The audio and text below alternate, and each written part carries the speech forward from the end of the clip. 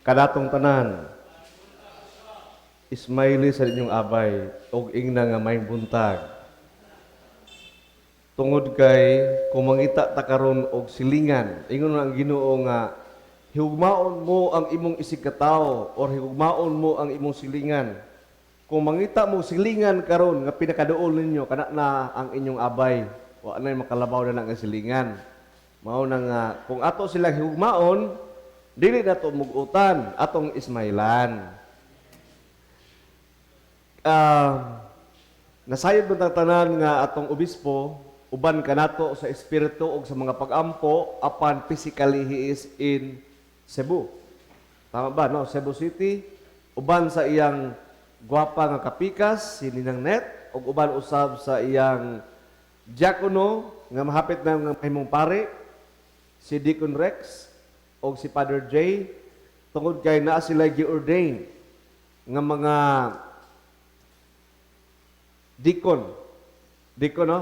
Duha ka deacon, way ka pare, deacon lang. Isa ka pare. Ha? Duha. Isa, duha ka deacon. Isa ka pare, duha ka deacon. Okay. Tiyaw mo na. So, naa sila gi-ordain dito nga mga pare o deacon. So, kita na to nga si Bishop, during sa iyang time, nagkabisig yun. No, he is building. And naa siya karon sa bridging and reconciliation. Mao mo lang importante sa itong kinabuhi. Kanang ang imong mga anak, di iyang mga anak mo karon, imbis kay kanirang Christ the Redeemer, ang iyang anak dahil mong entire Mindanao. So, kung tatay ka, daghang anak, maputi gini mong buhok. Di ba? Saan ka magdaghang anak? Kadumdum ko sa una nga 5 ka buok, anak ni mami, o sa akong papa. Magkaon usahay, mas short ang sudan. Di ba? Namo ko isa ka igsuon ng maro-maro pod. Ang sudan iyang ilubong sa iyang kanon. Dito taguan niya ba? Pagwa na sudan, dapat siya sudan to. Silalo pag ukay mo na pa sudan dito. No, so, na mag-iigsuon nga sipat.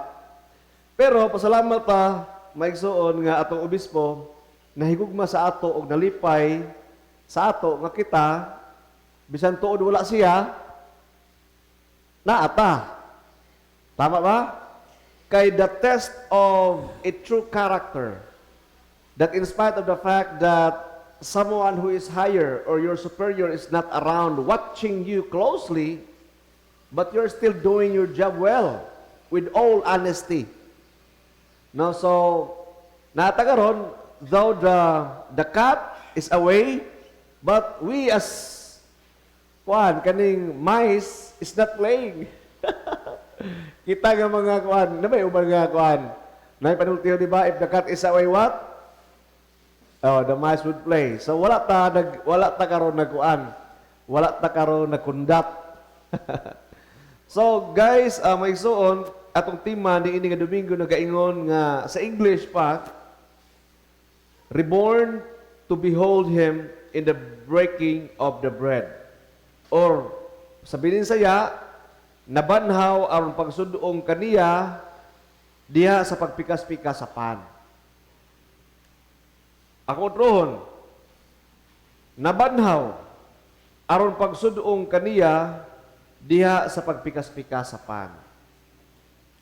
Maigsoon kung si Kristo nga atong Ginoo wala nabanhaw, way klaro, og ataw-ataw gihapon kita hangtod karon.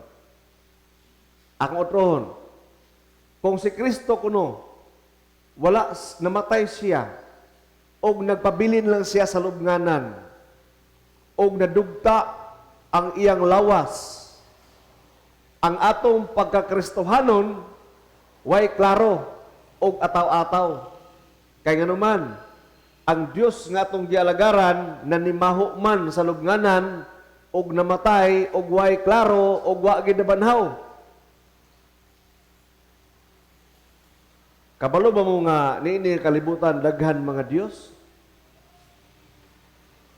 Kung moadto mo sa laing mga nasod sa Middle East, nag-claim sila nga ang atong Dios o ilang Dios o salamang. Pero gi-prove gina sa mga ancient Jew, mga karaang Hudyo nga dili pareha. Okay? Napoy mga nasod nga dito sa India sa mga Hindu nga ang ilang Diyos nga ilang gialagaran namatay. Ang ilang master ingon sila nga dili mo namo ni Jew, dili namo ni Ginoo ko dili philosopher or amo ning kuan kaning like Buddha. Si Buddha is wala man to giisip nga Diyos nila pero ila tong leader, no, spiritual leader or advisor. O naghatag siya mga prinsipyo ni ini nga kinabuhi. Pero ingon si Buddha nga I found the way. Insa nakita nako ang dalan. Ang dalan sa kinabuhi, ang dalan sa kamatuoran. Ingon si Buddha nakita karon niya. Muto iyang gisangya kuno sa iyang mga katawhan. O iyang ibiyaan ang iyang wealth, nagsangyaw, nagmission siya. Pero asa man siya karon? Pagkamatay niya unsa may nahitabo sa iya? Nanimaho o wa na igimat na himong abog. And siya, I found the way. Pero unsa ingon ni Jesus Christ? I am the way. Ako ang dalan. Siya nakita lang niyang dalan. Pero ingon si Kristo, ako mao ang dalan, ang kamatuoran ug ang kinabuhi. Kung kinsa mga nga nagpailag Dios, Dios or kinsa nga Dios ang pangutana, asa na sila karon? Mao na akong giingon ganina nga kung si Kristo pa lang sa iyang pagkamatay wa na gyud siya nabanhaw, ambot na lang ug asa pud ta karon. Unsa na lang ka ang atong kaugmaon. So, mao na ang good news maigsuon. Kay ang Dios nga atong gialagaran nabanhaw siya. Ug nagalingkod sa tuo sa amahan, o kanunay nag-intercede, nag-ampo para kanato nga kita sa atong pagkinabuhi diri sa yuta magmalampuson.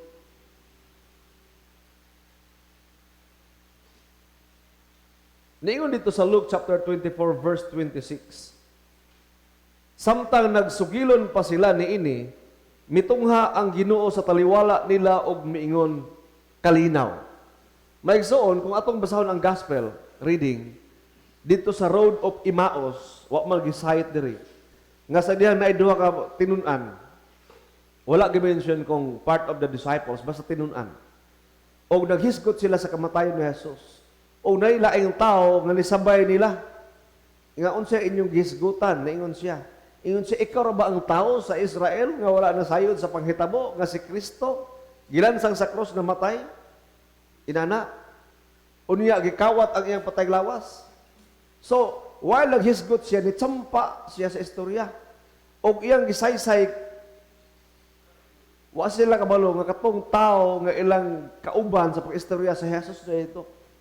O iyang gisaysay ang karaang tugon, ang mga sugo sa propeta, ang mga sugo, mga balaod ni Moises. Nga ang katong tanan, way back during sa ilang time, mga 2,000 years ago, nagpunting to mahitungod sa Mesiyas, mahitungod sa pag-abot ni Ginoong Jesus. Okay? O iyang gisaysay dayon ang rason ngano na ang Mesiyas, ngano na si Jesus mitungha. O ang mga tao, ang tao nga nauban niya, wa gyapon nakaila ni Ginoong Jesus, ginamatay ba siya? Ang ilang una nga, wa gyud sila nakaila.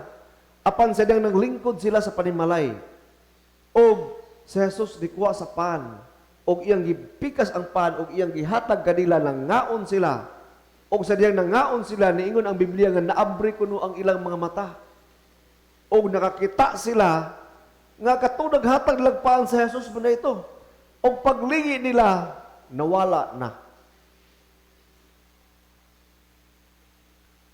Sa theology, kung ato nang tagaan gamay og theology, kanang pagtuon ba about mahitungod sa Ginoo.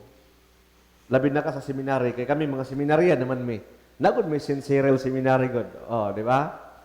Nga katong pag-appear kuno ni Jesus Christ was the first mass nga iyang ginahimo. Mao tong unang misa, Domingo kato, unang misa nga gibuhat ni Jesus. Nga siya mismo ang nag-perform.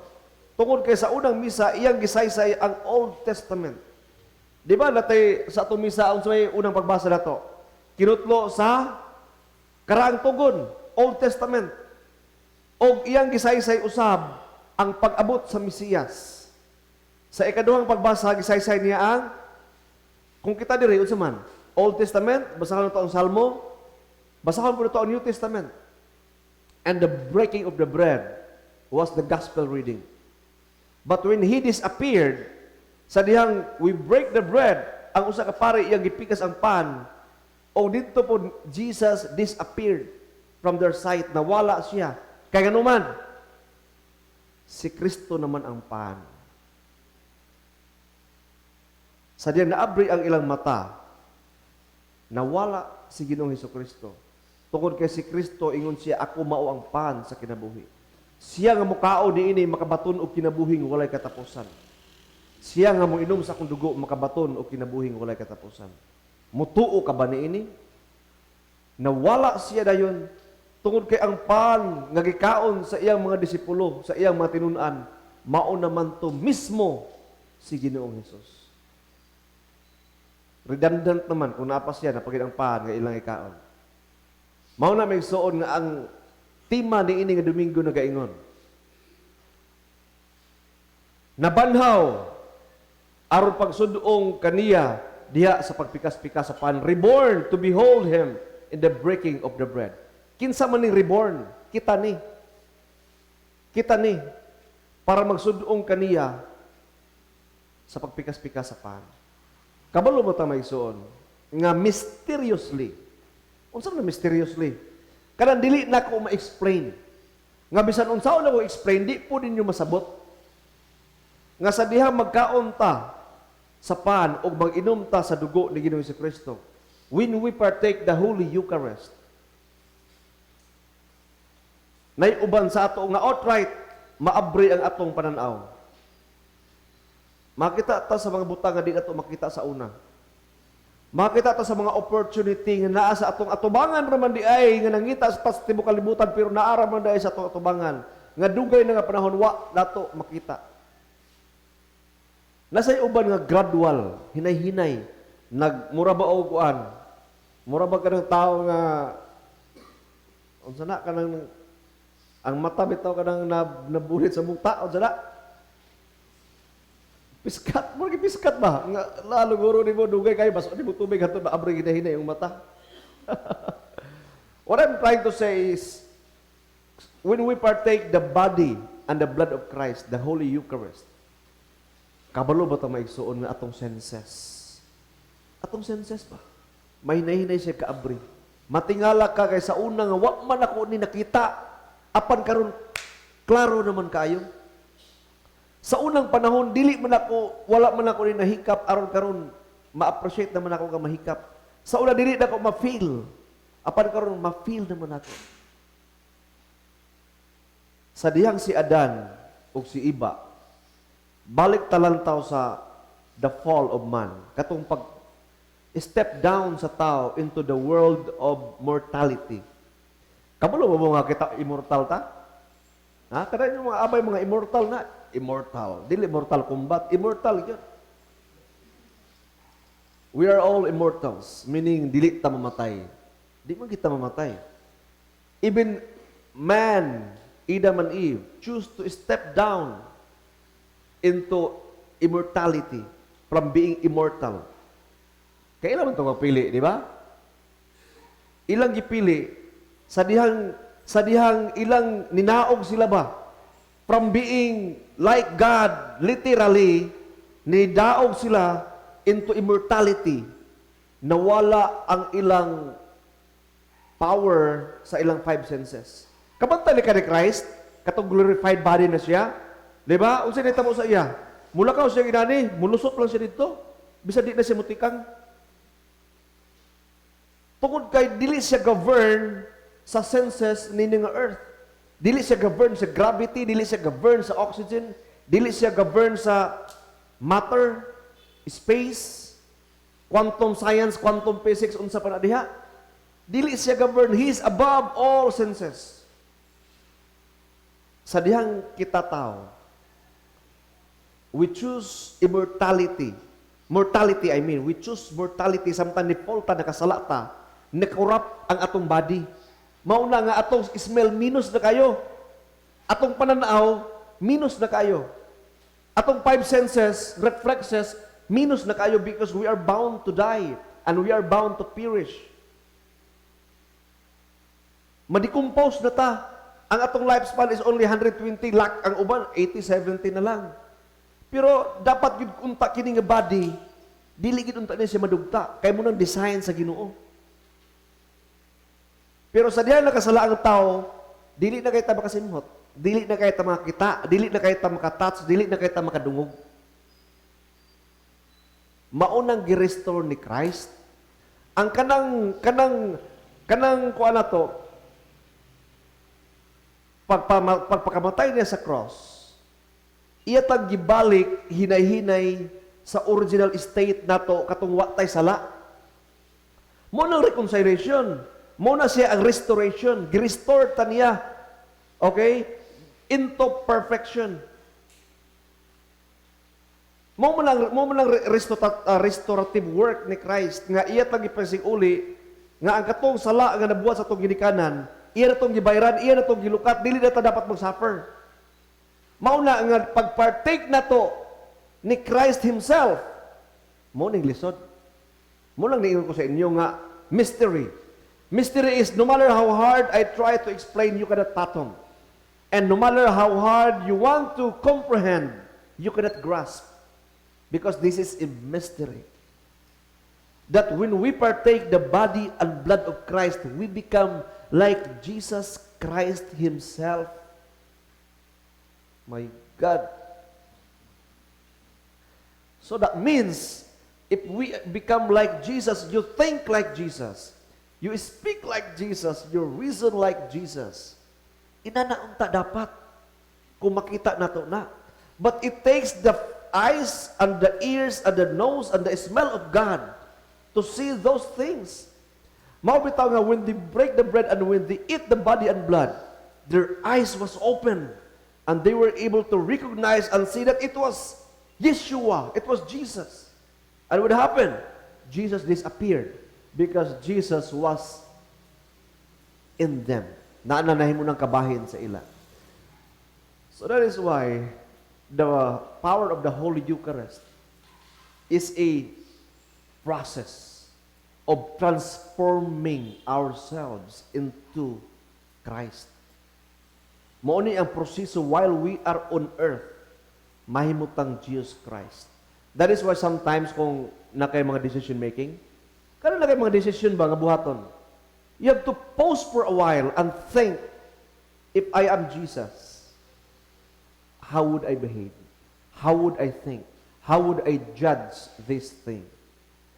Kung naay mong problema karon, napalibutan ka sa left and right, Judith, si Judith, nadoktok mga tingbayan na ba? Na daghan na kay problema sa imong kinabuhi, sa relationship, tanan, di na ko kanan, pero amin mo ang tanan, dako nga faktor yun, kwartar, magina siya ba? Di ba? Kung kay balay, kwartar ay solusyon. Kung, pero gawa sa relasyon, kaning relasyon magud ang solusyon na Ginoo. Okay? Pero ang solusyon sa tanang ultimate solution, ang bisan pagkwarta ay mo problema, ang solusyon Ginoo ra gyapon. Kaya kung mayo imo relasyon sa Ginoo, simple logic ha, mayo imo relasyon sa Ginoo, tagaan kaniya kaalam o kay balo. Kung nakikaalam o kay balo, tagaan kaniya og giyaon sa onyo pagsulbad. Sulbad gyapon. Okay, pero tawhalon nga pagka-istorya ba? No, so what I'm trying to say, kung usahay ma-overwhelm ta sa problema, since we are the partakers, we are sitting on the table of the Lord, and we are partaking the body and blood, and by doing so, we become like Him. And when we become like Him, we think like Him because we are like God, because we are Christians, and Christians are like Christ or the followers of Christ. And when you follow Christ, eventually in your life, you will become like Christ. Therefore, if you have problem and adversities in life, you can pause for a while and borrow the mind of Christ if you cannot believe that you are like Christ, and say to yourself, kung ako si Christ, kung ako si Hesus Kristo, unsaon nako ni pag-solve. Di ba? Nana lang. Maigsoon, very powerful kay na nga way of meditation. Very powerful kay na nga way of thinking. Kung masuko ka sa imong isig katao, kung nay usa ka tawo nga magpasakit sa imo, magtumo sa imo, or maglagot ka, apan mo ingon ka, kung ako si Jesus Christ o giinani ko, unsay akong response? Sumbagon ba nako siya? Ako ba siyang barangon? Di ba? Ako ba siyang libakon? Inana maigsoon. That is why when we fall, when our parents fall into sin and step into the world of mortality, Christ broke that curse and restore us back into immortality. And by taking, to be honest guys, dili mo kita mamatay. Gipakita lang ni Christ daan katong pagkabanhaw niya, sa iya naghisgot-hisgot ang iyang mga tinun-an. Iyan lang gipakita daan ang atong future. Kabalo ba mo nga si Kristo mao ang atong future? Kung kita puzzled kayo ta, watay clue, watay idea kung unsa ang future nga panghitabo, tanaawa ang nahitabo ni Ginoong Hesukristo. Kay mauto ang atong future. Sa laktod nga pagkasulti, kani mong dagway, kani mong ilong, kani mong mata, sa pag-abot sa panahon, sa diyang hukman na ni Kristo ang buhi o ang mga patay, o mubangon ta sa lubnganan, o isulob ang atong lawas nato, kini imo hitsura, kung naalata uban ni Kristo throughout all eternity, maol gyapon ni imo hitsura nga iyang gamiton. Dili pwede nga pareha mong dagway ni Dulpi. Imong dagway mapareha ni Keanu Reeves, dili pwede iya tong dagway, imuha na dagway. Mao na nga ang imo igsuon ayaw sa waya, kay muna siya ang imahen sa Dios. Kung imo siyang tamayon tungod kay siya bugason, kay siya kulot, kay siya pislat, imong gitamay ang Dios nga nagbuhat kaniya. Di ba? Pero di mo gidusahay makalintang tawahanon magud-tagod mag-BI ta ba? Kay gusto na to ipakita nga labaw ta sa iya, ato siyang i-push down. Kay kita ma-lifted up, which is not good.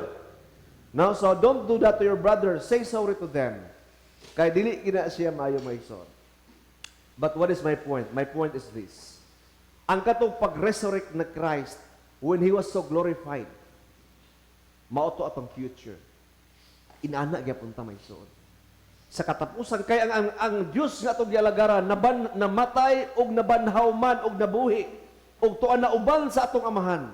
Nan kita pod bisan tuod mawala ta nini nga lawas apan sa kaulihang adlaw kini nga lawas banhawon kini sa Dios og sunuban sa atong espiritu og mag-uban kita sa atong amahan nga tuwa sa langit.